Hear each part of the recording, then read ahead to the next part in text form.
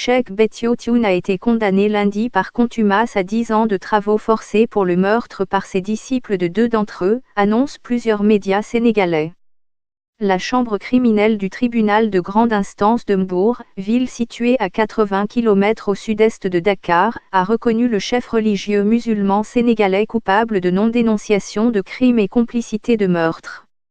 Cheikh Béthio, octogénaire, fait partie des responsables religieux de la confrérie des Mourides, l'une des plus influentes de l'islam au Sénégal, un pays où les musulmans sont largement majoritaires. Le Sénégal libère un imam et un lycéen accusés de terrorisme. Sénégal, un chef religieux sermonne les politiciens. Selon l'agence France Presse, le président du tribunal a refusé une demande de sursis de ses avocats, qui n'ont pas été autorisés à plaider pendant le procès.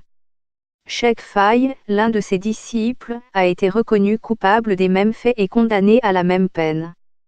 10 autres prévenus ont été condamnés à 15 ans de travaux forcés, et 2 autres à 8 ans de travaux forcés. Le procureur avait requis la semaine dernière les travaux forcés à perpétuité contre Cheikh Béthio et 16 des prévenus poursuivis pour meurtre avec acte de barbarie, association de malfaiteurs, recel de cadavres, inhumation sans autorisation administrative, entre autres chefs d'accusation. Mais le tribunal a décidé de ne pas lancer un mandat d'arrêt en son encontre en raison de son âge. Il a en revanche placé ses biens sous séquestre et a alloué aux héritiers de chacune des 2 victimes 100 millions de francs. Communauté financière africaine, environ 152 000 €.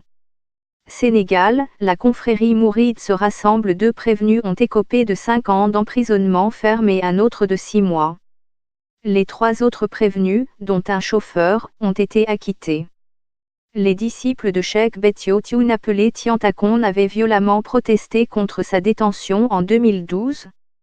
À Dakar, ils avaient notamment brisé les vitres de plusieurs dizaines de véhicules le 22 octobre 2012.